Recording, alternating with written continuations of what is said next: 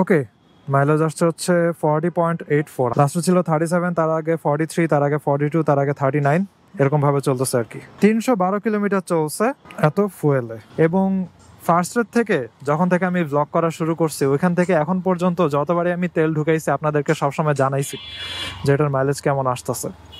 এবং আরেকটা good news আছে, যারা হোন্ডা এক্স ব্লেডের জন্য অনেকদিন ধরে বসে আছেন,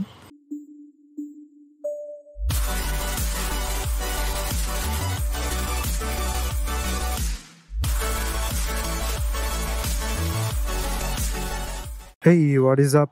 এখন আমি আছি পান্থাপথে, আর একটা বিড়াল বসে আছে। এই বিল্লু, কি অবস্থা? যাই হোক, এখন বাজে হচ্ছে বিকাল 4টার বেশি আই গেস, ও না 3:42 বাজে। এখনো লাঞ্চ টাঞ্চ কিছুই করি নাই, বাসা যাওয়ার সুযোগ নাই। এখন যাওয়া লাগবে হচ্ছে তেল ভরতে, কারণ এরপরে যদি না ভরি আর সুযোগ পাবো না। এখন একটা টাইম পাইছি, এখনই ভরতে যাওয়া লাগবে। এবং লাস্ট তেল ভরার পরে এই যে দেখেন 301 কিলোমিটারের মতো চালায় ফেলছি, অনেক দূর চালায় ফেলছি। প্রায় 300 কিলোমিটার পরে আবার হচ্ছে এখন তেল ভরবো। ওয়াও, আজকে অনেক তেল লাগবে, 7 লিটার অথবা 7 লিটারের বেশিও লাগতে পারে, তেল ঢুকালেই বোঝা যাবে। এবং লাস্ট টাইম মাইলেজ আসছিল মোস্ট প্রবাবলি 37, অতটা ভালো আসে নাই। তার ভিতরে কয়েকটা কারণও ছিল, লাস্ট তেল ভরার সময় আমি ওগুলো এক্সপ্লেইন করছিলাম। এবার দেখা যাক কেমন আসে, তবে মনে হচ্ছে না অত ভালো আসবে, কারণ মোটরসাইকেলটার অত ভালো মতো মেনটেনেন্স হয় নাই। তার উপরে প্রায় আধা মাসের মতো পরেই ছিল জাস্ট, এবং টায়ার প্রেশার কিছুই চেক করা হয় নাই 1 মান্থের উপরে। তারপরে চেইন লুবিংও করা হয় নাই, কিচ্ছুই করা হয় নাই।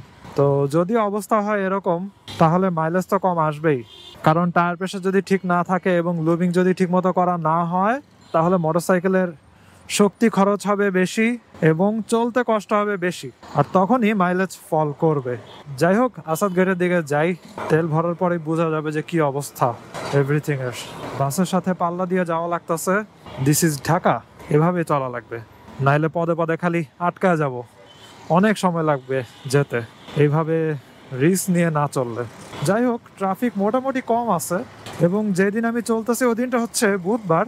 এই যে পিঙ্ক কালারের বাস, কি বাস হবে কে জানে, গোলাপি রং করে দিছে, কিন্তু বাসগুলোর কোয়ালিটি খুবই খারাপ। গোলাপি রং করেন যাই করেন, এগুলা থেকে যে কালো ধোঁয়াগুলা বের হয় এগুলার জন্যই তো আর কি এয়ারের এত বাজে অবস্থা। এয়ার কোয়ালিটি খুবই খারাপ।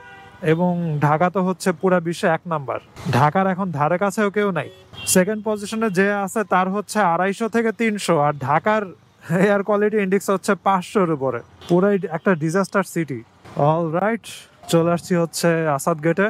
এখন স্ট্রেট ফুয়েল পাম্পের দিকে যাব, হালকা একটু জ্যাম খাওয়া লাগছে। এখন মোটরসাইকেলে ঘুরতে পাওয়া হচ্ছে 3:49, এবং সেই সকাল 10টার দিকে হচ্ছে পানি খাইছিলাম, এরপর এখন পর্যন্ত আর পানি খাই নাই, তাই গলা একদম শুকায় কাঠ হয়ে গেছে। তেল ভরতে চলে আসছি, আশা করি সিরিয়াল কম থাকবে। আছে, মোটামুটি সিরিয়াল আছে ভাই, ফুল।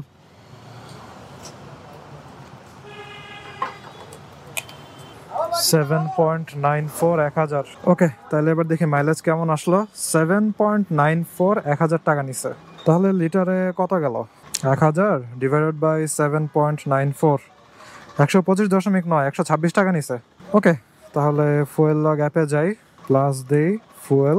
কারেন্ট ওডোমিটার হচ্ছে 9164 কিলোমিটার। ফুয়েল ভলিউম ছিল 7.94, ফুয়েল ইউনিট প্রাইস নিছে 126 টাকা। Full tank safe. অ্যাপটা আবার অফ করি, আবার অন করি। ওকে, মাইলেজ আসছে হচ্ছে 40.84, লাস্টে ছিল 37, তার আগে 43, তার আগে 42, তার আগে 39, এরকম ভাবে চলতেছে আর কি। 312 কিলোমিটার চলছে এত ফুয়েলে।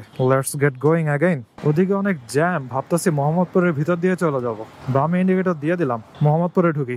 যেটা দেখলাম যে 27 নম্বরে ঢুকার জায়গার ওদিকে রাস্তায় হচ্ছে অনেক জ্যাম আছে, so better to go this way.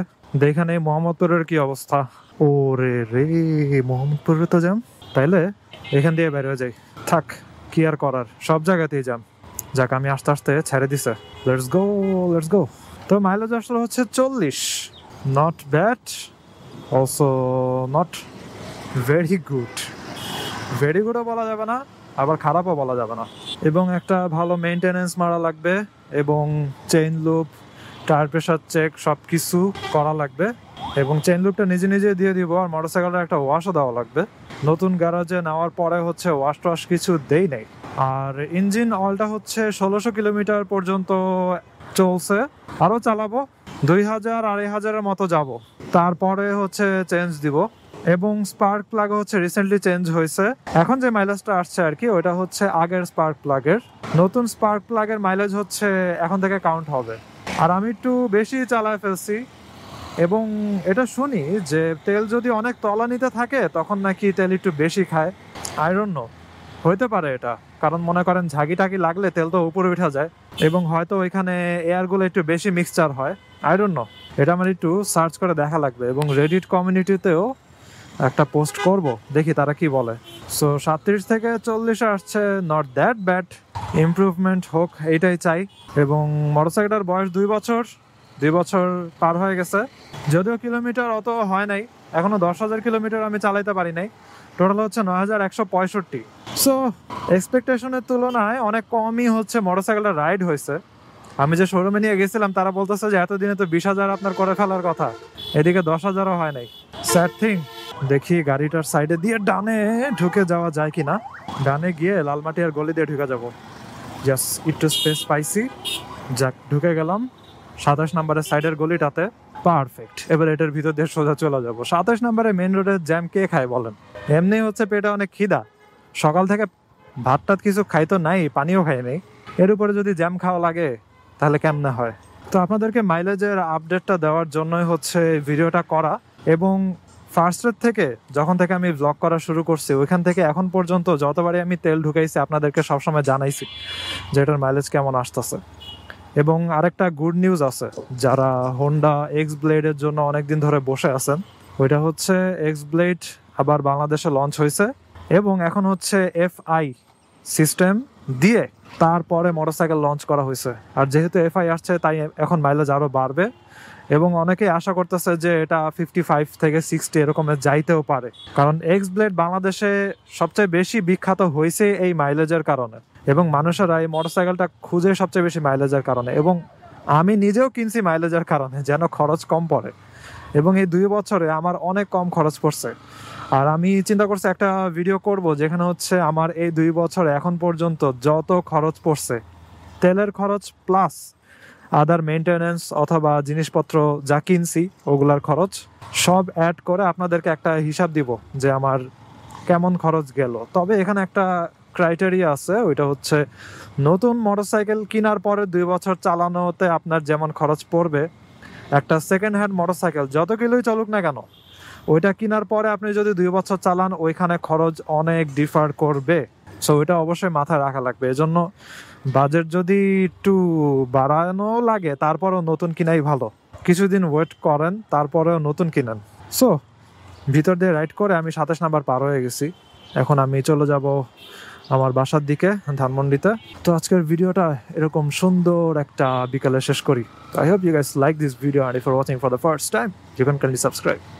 তো see you in the next one, সবাই সাবধানে রাইড করেন, টাটা।